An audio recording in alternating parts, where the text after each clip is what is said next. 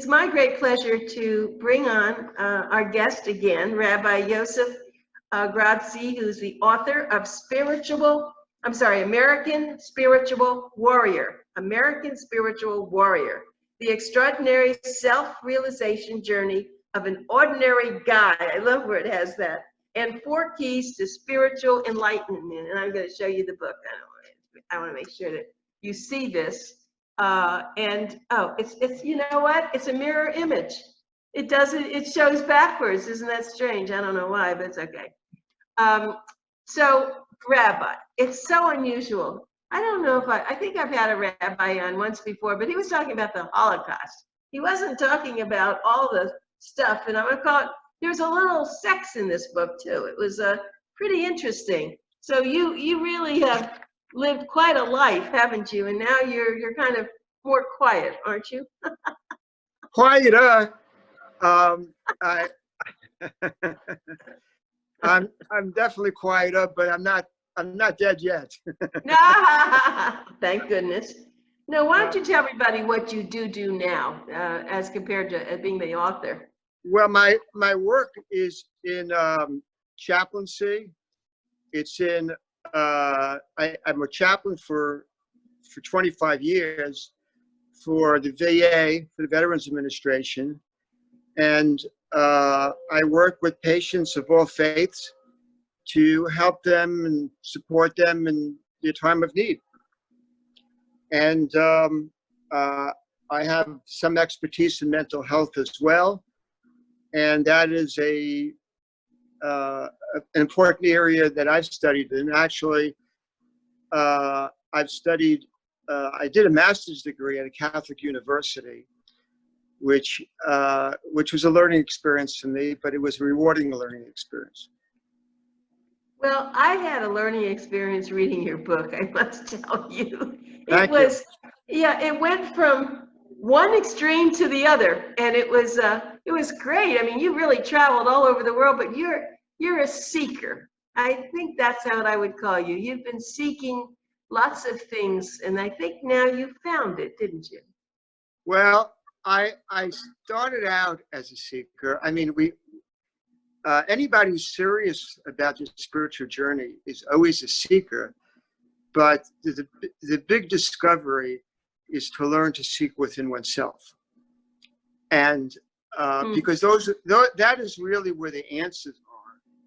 And sometimes we go outside of ourselves to discover these things, but in the ultimate truth of it all, the answers lie within ourselves. Yes, that's true, but it's not easy often to find all that. You know, it's easy to say that, but you had to go through traveling all over the world. You had to have some knocks, on your head, and you had to take some bullying and lots of things, and yet you came out so strong. Well, I think that anytime you open yourself up to life, anytime that you allow yourself to open your heart and to explore the kinds of things that I talk about in the book, you're going to find some vulnerability. We're all vulnerable anyway. You know, there's no guarantee for tomorrow. But when you open yourself up spiritually, you have to be willing to take some risks, whether they're financial risks, emotional risks, spiritual risks, love risks. Without willing to face those fears, we're trapped in our own minds and lost to the moment.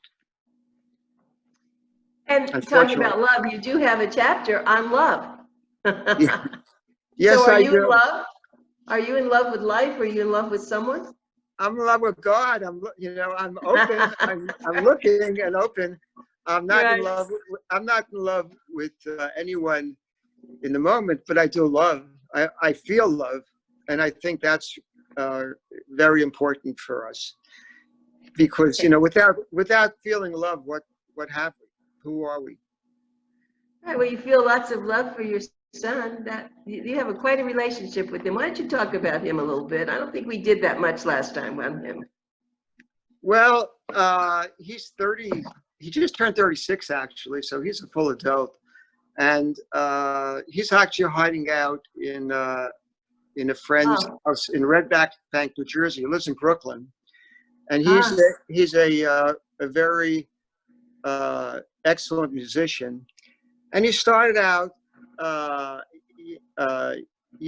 like a lot of kids, he was a very good kid. He went to a Jewish day school, then he went to public school, and I was divorced when he was 15.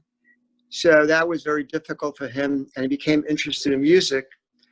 And then he went from music let's just say there was a little chaos in his okay. life. He really became less interested in school. I was very serious about him getting a full education, so he agreed reluctantly to go to college. And it was a struggle at first, but the upshot of the whole thing is he graduated college magna cum laude. He went to the FIU School of Music, and he was an incredible student. And from there, he said, well, I'm going to New York. And I said, well, how are you going to do that? He said, well, I'm going to work for the cruise lines for about a year, and then I'm going to have enough money. I'm going to go to Brooklyn. And that was about, I guess, 12 years ago, and he's still there. Right, but yeah, well, good thing he wasn't on the cruise ship now with this virus. That would have not been so pleasant. Thank you, God. Thank you, Right. God, that he's not. And I am actually very proud of him because he's created his own career, his own world. He's not dependent on me, and he's done fairly well. Well, I want to get to your book now because Okay. I enjoyed reading it so much. I have to reread it again. It's pretty heavy in some areas, and I have to go back. I had to do it quickly for your book review. As a matter of fact, I want everyone to know that Rabbi Yosef Grodsky was our book of the month, and it was exciting to write and to interview him. You'll see him. Also, he was on the cover of our magazine. So the one thing I did want to ask you about, and I think the American Spiritual Warrior is it's really a fantastic name, but I think I was very attracted to the 4 keys to spiritual enlightenment. That Yes. was probably the strong essence of your book for me. Yes. Well, first, let's back up a step, and let me say this, that the critical aspect of the spiritual journey is, who am I? And in my faith, in normative Judaism, that's really not explored in a serious kind of way. And but anybody who's really serious about self-discovery and spiritual awakening comes across that issue. And most people either ultimately ignore it, or they find some answer in the mind. And my journey was about not so much the mind, but about the soul and spiritual realization within oneself, knowing who you are. The closest in the Torah that there is discussion on that is when Moses confronts God and says, "Who are you?" And God says, "I am who I am," or "I am that I am." And then the rabbis say, or the teachers say, only Moses know God panim el panim, face to face. So my contention, which is, I'll be honest, not mainstream Judaism, is that we all have the opportunity to know God face to face through our experience, not through our fantasy, but our personal experience. And we all have a spark of God within us anyway. And it's a question of how close can we connect with him or her, and how much could we be in touch with God. Now, we live in a Western society. Most people who talk about these things come from Eastern traditions or study Eastern traditions. So my approach to the book and in talking about my life is a little different. I say there are four teachings, four how can I put it? 4 keys that I've learned about. There are many keys, of course, but these are 4 keys that I particularly adhere to and I've learned about and learned from, that is commonly forgotten or lost in spiritual awakening for the ordinary guy. Now, first of all, everybody must find some passion or commitment to the spiritual path if you want to advance on it. I mean, that's pretty simple and pretty basic. But I found 4 things that are really right in front of us, that we don't normally, let me say, think about or consider. One is our feelings, and not only coming in touch with the feelings, but actually acting out of our feelings. Learn to use our feelings as a teacher, as a guide. The second thing is, and this is not in any particular order, is to not censor ourselves, to uncensor ourselves in our minds, because the more we censor ourselves, the more we try to control our life and our destiny. This is a very hard thing to do, I will say that, but to be honest, to be trustworthy, to let go of these ideas, these manipulations, how we manipulate people within our own mind, because we all do that at times. And the third thing is to use technology. Technology allows us to learn about spirituality. We can do that through the internet, through YouTube, through all these amazing avenues that we have at Amazon, and through our libraries. We have in America the availability to explore and learn about spirituality, how it affects us, what we can connect with in ways that no other society has ever had before. Take advantage of it. And the fourth way, which is probably the most important, which is connected to everything else, is to emotionally express ourselves through opening our hearts and allowing ourselves to cry, to be tearful, to show our emotions and feelings. And if we don't do that, we're blocking ourselves off, and we're blocking our channels of discovery.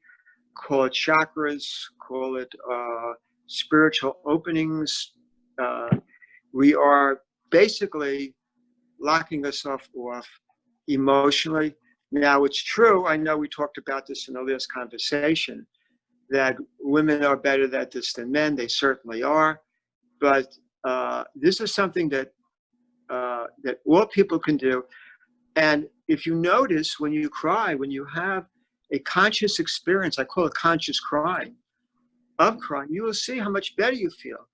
But if you allow yourself to do that in a healthy way, I say healthy way because there's some people who have other medical problems that that have to be explored pharmaceutically, I might say, pharmacologically. But for a healthy person, conscious crying is a very good thing. If you look at the Bible, all the great figures, or many of the great figures in the Bible, were not afraid to openly cry, and we have somehow condemned that in our social milieu that we live in. And that's basically it. I love it. You're such a sensitive person. I love hearing you.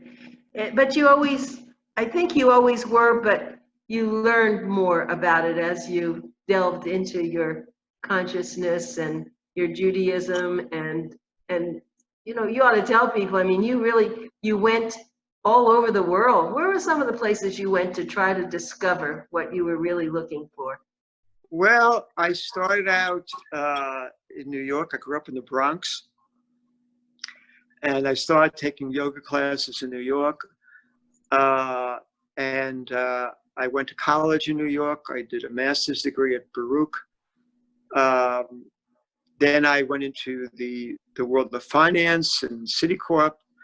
And so, and I traveled via Citicorp to places like Brazil, but then as my process of self-discovery took hold, I left Citicorp. I went up to Woodstock for a short time, Woodstock, New York.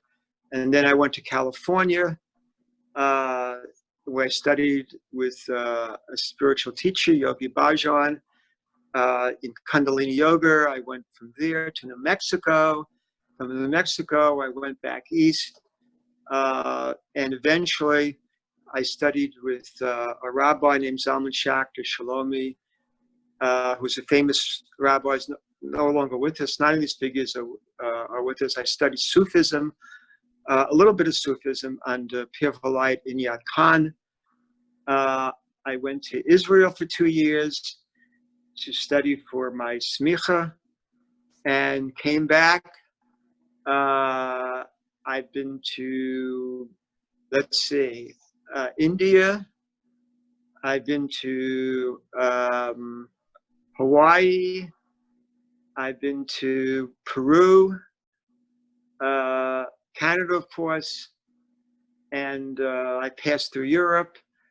And I don't know, I'm sure there are other places too, but these are some of the main places that I felt most influenced by. So when you went to Peru, you went to Machu Picchu? I went to Machu Picchu and I climbed Huayna Picchu at the very top. That was 2 years ago, actually. And that was pretty rough, but I did it. Yeah, it's just is so terrific. And now, how is it for you that you're working at the VA with people? And it's not a big adventure. It's a very wonderful thing you're doing, but do you miss going out and searching more for other places, other things? Well, I'm not so much in the operating in the realm of searching anymore. I'm more operating in the realm of, because I'm at a point where I'm getting close to retirement, a year or two away, and I'm getting close to a point where what can I do, and how can I help humanity in a way that'll help them in their spiritual growth? How can I help them with post-traumatic stress disorder? How can I help them on their journey in a healthy, constructive way? And where do I want to live and to be able to do that? So that's really where I am right now. As I said, I've done this work for 25 years. And one of the reasons I wrote the book, which I do hope people will take an opportunity to read, anybody who's serious about their spiritual life, I think will find some value in it. There's a website in back of the book, or a email address in back of the book that can reach me at. I think that you reach a point in life where you feel you want to share something in a different way, and that's where I am right now. So I'm open to ideas and suggestions, but it's a more matter of giving rather than taking. Yes, that's beautiful. That's what it should always be. And the American spiritual warrior, folks, it's worth your getting it. Rabbi Grodsky is an extraordinary man, and he has a lot that you can learn from. It's I don't know how many pages I was just looking at. The thing I liked also, though, the glossary, that was an interesting thing. There are a lot of, I went through the glossary. I didn't know a lot of those, even how to pronounce some of the names that you had there, but it's quite a glossary. It was great. So let me see. We're looking at a page of your book is about 245 actual pages, and then the glossary and some other things in the back. But it is it's paperback, and it's great. American Spiritual Warrior. I'm sure people can get it on Amazon too. The Extraordinary Self-Realization Journey of an Ordinary Guy. And that's really, I can't get over that word. Well, maybe a lot of us feel ordinary, but by the time we, reach an older age, maybe we've not been, well, we're still ordinary, but we've accumulated a lot of things that have been really good. So, well, I want to tell you that I admire you immensely for what you're doing with the vets. My husband was He died 3 years ago at the age of 93, and he had been he actually flew 35 missions, 35 B-17 missions. He was not hurt. He went on to do very, very big things in his life in the United States. But so he didn't really need the mental health that and other things that you're giving the vets. But I'm sure there are so many people there who are just longing for it with the post, with so many things that people got when they were in the service. And so many young men went in and didn't really know what they were doing. But thank you for doing what you do for them. And I'm certainly looking forward to meeting you one day, because I think it'll be a privilege. Well, that would be wonderful. So when I talk about an ordinary guy, I think, what I'm trying to convey in the book is hopefully provide a little inspiration for people to make the changes that some of us feel we need to make in our lives. And it seems to me that a lot of us feel that we need to tweak our lives to some degree, at the very least. And I don't feel that I have any greater gifts than anybody else, but the journey that I went on became extraordinary. I will say that much, but that's only because I decided to take the risks. I was dumb enough, or desperate enough, or crazy enough to go on that journey. It really started at the end of the 60s. And so it was a different time, of course, but the opportunities are there for all of us. And what a wonderful country we live in, because we have these opportunities. I didn't put in the word American without giving it some serious thought, because America is such an open country. We're so transparent in so many ways that we don't even realize. And there is vast opportunity, not just on the economic front, but to explore our spirituality. After all, yes, and I have to just tell you that I've been told that we are out of time, and we'll have to catch you again, because I hang on to every word that you say. So I do appreciate your time. Really, you're such a nice person. And American Spiritual Warrior, please get the book. I think you'll enjoy it. And we'll talk again. So you go ahead and call me. Thank you, and God bless you. Yeah, the same to you, Rabbi. Bye. Bye-bye.